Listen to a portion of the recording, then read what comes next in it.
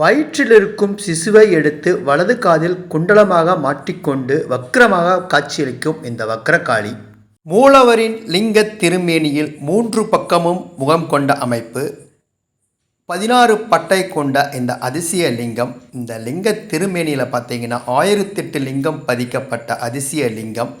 மண்ணில் பாதி புதைந்த நிலையில் இருக்கும் இந்த நந்தி, மிகப்பெரிய நந்தி பார்த்தீங்கன்னா சாய்ந்த நிலையில் இருக்கிறது. இது அது போக இந்த கோயிலே மிகப்பெரிய சண்டிகேஸ்வரர் சிலை. இது எங்கே இருக்குது தெரியுமா?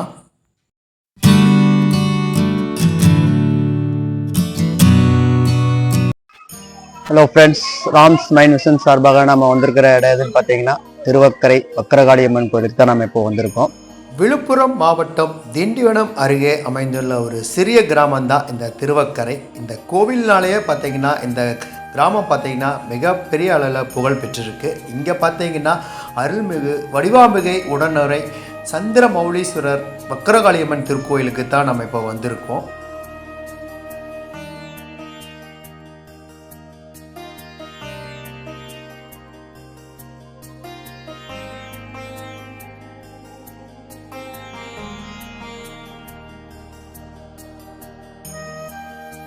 கோவிலில் பார்த்தீங்கன்னா சிறப்பு தரிசனங்கள், சிறப்பு வழிபாட்டு கட்டணங்கள், அபிஷேக கட்டணங்கள் தான் இது.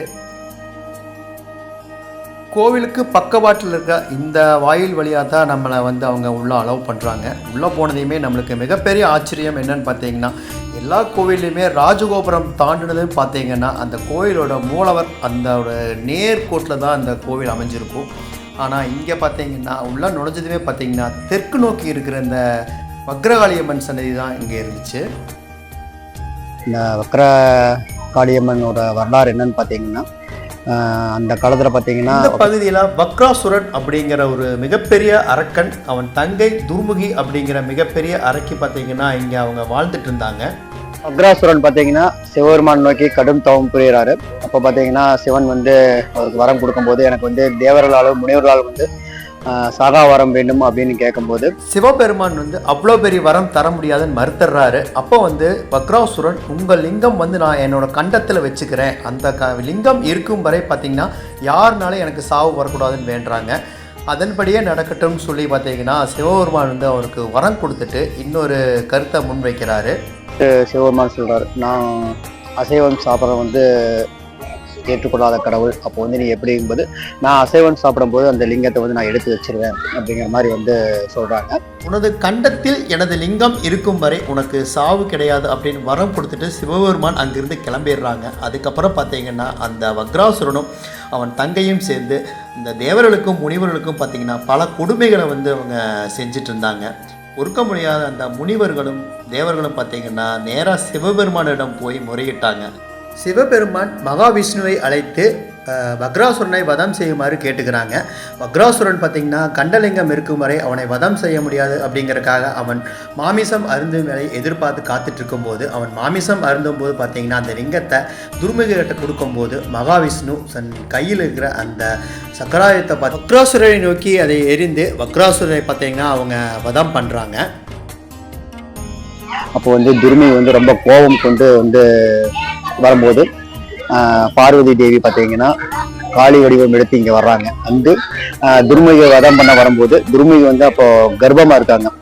கர்ப்பமாக இருக்கிற காலகட்டத்தில் பார்த்தீங்கன்னா அந்த வதம் பண்ணக்கூடாதுன்னு ஒரு நீதி இருக்கு. இப்போ பார்த்தீங்கன்னா காளி பார்த்தீங்கன்னா துர்முகியோட வயிற்றை பார்த்தீங்கன்னா அறுத்து அந்த சிசுவை எடுத்து பார்த்தீங்கன்னா வலது காதில் அந்த சிசுவை பார்த்தீங்கன்னா அவங்க குண்டலமாக அணிஞ்சிக்கிறாங்க. அதுக்கப்புறம் பெரும் கோபம் கொண்டு பார்த்தீங்கன்னா அவங்க துர்முகியை அந்த இடத்துக்கு வதம் பண்ணுறாங்க. இந்த வக்ராசுரனை பெருமாள் அவரை சக்கராயத்தால் வதம் பண்ணும்போது அந்த ரத்தம் கீழே விழாத பாரு பார்த்தீங்கன்னா காளி தன் நாக்கால பார்த்தீங்கன்னா அவங்க அதை குடிச்சிடுறாங்க. துர்முகியை வதம் பண்ணிட்டு வக்ரகாளியம்மன் பார்த்தீங்கன்னா ஓங்காரமாக அங்கே அமர்ந்திருந்த வேலையில் பார்த்தீங்கன்னா ஆதிசங்கரர் அவங்க சாந்தம் பண்ணுறதுக்காக ஸ்ரீ சக்கர ராஜ எந்திரத்தை பிரதிஷ்டை செஞ்சதாக வரலாறு இங்கே சொல்லுது.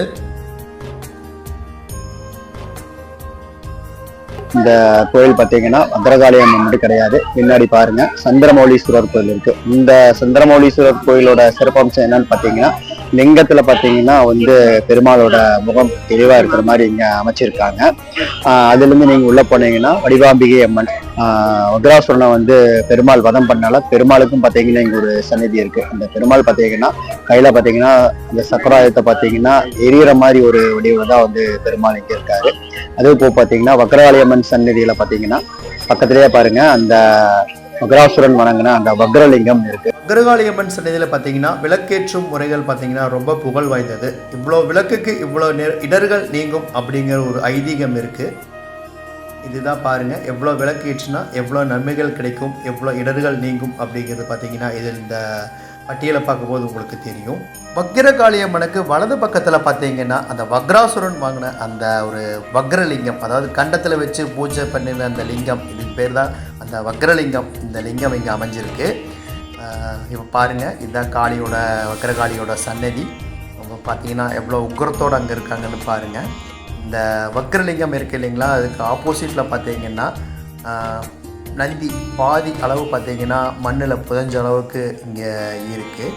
இந்த நந்திக்கு பின்னாடி பார்த்தீங்கன்னா 100 கால் மண்டபம். இது பார்த்தீங்கன்னா சூரிய திருமண மண்டபம் அப்படிங்கிறாங்க. இந்த மண்டபமே பார்த்தீங்கன்னா தேர் வடிவில் தான் இந்த மண்டபம் அமைஞ்சிருக்கு. இந்த 4 பக்கம் பார்த்தீங்கன்னா அந்த குதிரைகள் இழுத்துட்டு போகிற மாதிரி சக்கரை போன்ற அமைப்போடு தான் இந்த ஒரு மண்டபத்தை பார்த்தீங்கன்னா அழகிய சிற்ப வேலைப்பாடுகளோடு அவங்க செதுக்கியிருக்காங்க. பார்த்தீங்கன்னா உங்களுக்கே தெரியும், குதிரைகள் சேர்ந்து இழுத்துட்டு போகிற மாதிரி அந்த சக்கரங்கள் போன்ற அமைப்புலாம் பார்த்தீங்கன்னா இந்த மண்டபத்தில் பார்த்தீங்கன்னா அவங்க செஞ்சு வச்சுருக்காங்க. வக்ரகாளியம்மன் சன்னதிக்கு பின்னாடி பார்த்தீங்கன்னா இந்த ஒரு சிறு சன்னதி இருக்குது. இது ஒரு பரிகார சன்னதி அப்படிங்கிற மாதிரி அவங்க சொன்னாங்க. இந்த இடத்துக்கு நீங்கள் வேண்டும் போது நீங்கள் என்ன வேண்டுறீங்களோ அது பார்த்தீங்கன்னா நன்மையாக நடக்கும் அப்படிங்கிற மாதிரி ஒரு ஐதீகம் இருக்குது. உங்களுக்கு குழந்தை இல்லைன்னா திருமண தடை, இல்லை தொழில் தடை, கடன் பிரச்சனை, இதுக்கு எல்லாமே இங்கே நீங்கள் வேண்டிங்கன்னா அனைத்தும் நீங்கும் அப்படிங்கிற மாதிரி சொல்கிறாங்க. அந்த மாதிரி வேண்டி நடந்ததுக்கப்புறம் பார்த்தீங்கன்னா அவங்க வேண்டுதல் நிறைவேற்றக்காக வாங்கி வைத்த சிலைகள்லாம் பார்த்தீங்கன்னா இங்கே நிறையா இருக்குது. அந்த சிலைகளை தான் நீங்கள் இந்த சுற்றி வர பார்க்கும்போது உங்களுக்கே தெரியும், இந்த சிலைகள் தான் அவைகள்.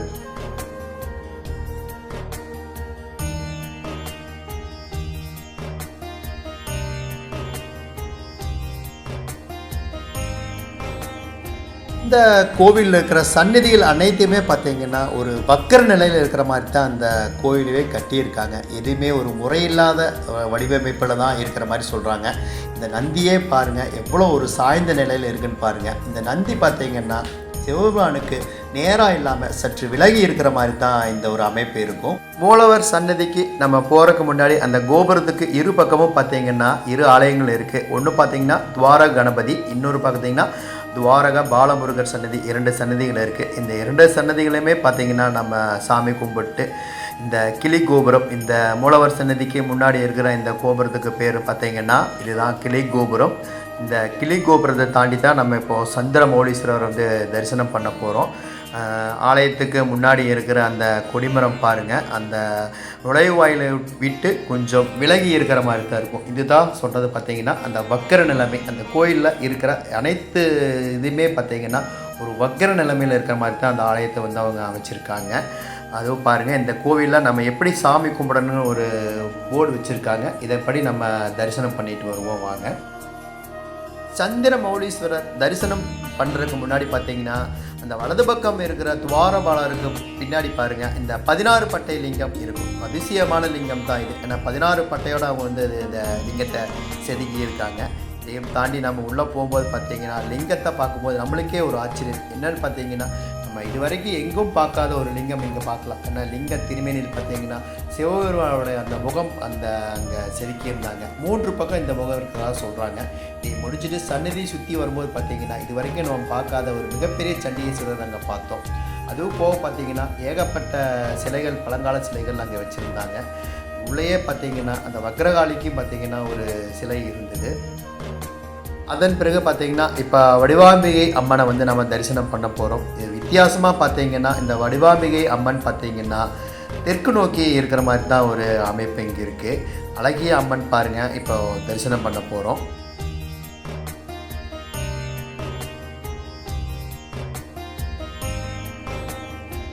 அம்மன் தரிசனம் முடிஞ்சதுக்கப்புறம் பார்த்தீங்கன்னா இப்போ வந்து அந்த வக்ராசுரனை வதம் பண்ண அந்த பெருமாளுக்கு பார்த்தீங்கன்னா இங்கே ஒரு சன்னதி அமைச்சிருக்காங்க. அந்த சன்னதிக்கு தான் நம்ம இப்போ போயிட்டுருக்கோம். அந்த சன்னதிக்கு போகிறதுக்கு முன்னாடி பார்த்தீங்கன்னா இங்கே அந்த சோழ பேரரசி, மிகப்பெரிய பேரரசி, அந்த செம்பியன் மாதேவி அப்படிங்கிற அந்த பேரரசி அவங்க காலத்தில் பார்த்தீங்கன்னா அவங்க கணவரோடு சேர்ந்து பார்த்தீங்கன்னா ஏகப்பட்ட சிவாலயங்கள் அமைச்சதாக வந்து வரலாறு சொல்லுது. அந்த வகையில் பார்த்தீங்கன்னா இங்கே பார்த்தீங்கன்னா அந்த செம்பியன் மாதேவியினால் அமைக்கப்பட்ட அந்த ஒரு சிவஸ்தலம் தான் இந்த ஸ்தலம். அங்கேயே வந்து அவங்க சொல்லியிருக்காங்க. உள்ளே பார்த்தீங்கன்னா அந்த லிங்கம் மிகப்பெரிய ஒரு லிங்கமாக இருந்தது. ஒரு அருமையான தரிசனம். அந்த காலத்திலேயே பார்த்தீங்கன்னா ஒரு அழகிய வேலைப்பாடோட கட்டின அந்த ஒரு அமைப்பை தான் நீங்கள் இதில் பார்த்துட்ருக்கிறீங்க.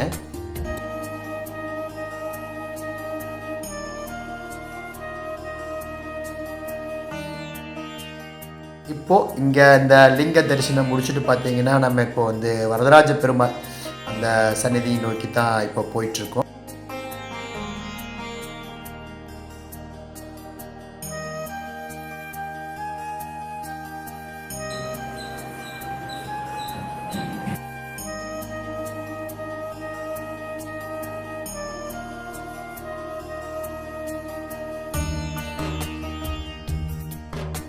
வரதராஜ பெருமாள் பார்த்தீங்கன்னா அம்மன் துணையின்றி தனியாக தான் இங்கே வீற்றிருக்காரு. அவரும் பார்த்தீங்கன்னா அந்த கையில் அந்த சக்கராயத்தை எரியற மாதிரி ஒரு திருக்கோலத்தில் தான் பார்த்தீங்கன்னா இவர் இங்கே குடிகொண்டிருக்காரு. அதே வடிவில் தான் பார்த்தீங்கன்னா இங்கே சிலையும் இருக்குது. வித்தியாசமாக என்னன்னு பார்த்தீங்கன்னா இந்த வரதராஜ பெருமாள் பார்த்தீங்கன்னா இங்கே மேற்கு நோக்கி தான் அவரோட சன்னதி இருக்குது. இப்போ பாருங்கள் உள்ள வரதராஜ பெருமாள் எப்படி இருக்காருன்னு உங்களுக்கே தெரியும். மேற்கு நோக்கி நம்மளுக்கு காட்சி அளிக்கிற இந்த வரதராஜ பெருமாளை தான் நாங்கள் இப்போது பார்த்துட்ருக்கீங்க.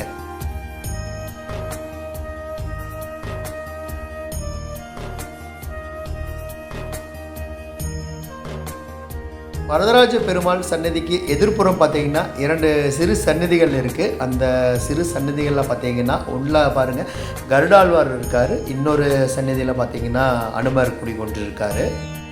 இதை முடிச்சுட்டு நம்ம போகும்போது பார்த்தீங்கன்னா லாஸ்ட்டாக நம்ம தரிசனம் பண்ண போகிறது யாருன்னு பார்த்தீங்கன்னா அந்த வக்ர சனி நவகிரக சன்னதிக்கு தான் நம்ம இப்போது போயிட்டுருக்கோம். இப்போ நேராக இருக்கிறதா பார்த்தீங்கன்னா இந்த வக்ர சனி நவகிரகங்கள். இங்கும்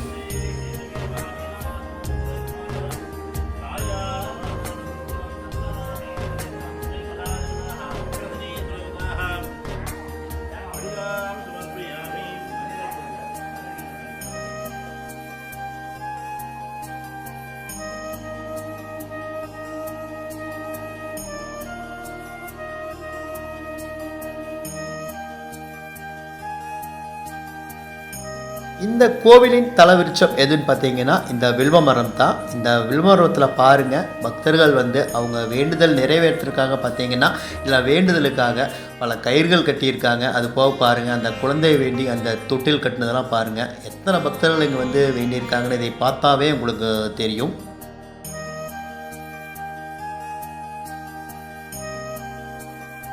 பக்கத்தில் பாருங்கள் ஒரு சிறு சன்னதி இருக்குது. இந்த சிறு சன்னதியில் ஒரு லிங்கம் பார்த்தீங்கன்னா ஒரு அதிசய லிங்கம்னே சொல்லலாம். எப்படின்னு பார்த்தீங்கன்னா சகஸ்திரலிங்கம் என்று அழைக்கப்படுகிற இந்த லிங்கம் பார்த்தீங்கன்னா அந்த லிங்க திருமேனி முழுக்க வந்து 1008 லிங்கங்கள் சிறு லிங்கங்கள் பார்த்தீங்கன்னா அதில் வந்து செதுக்கி வச்சுருக்காங்க.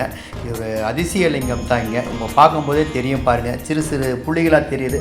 அது அனைத்துமே பார்த்தீங்கன்னா லிங்கங்கள்.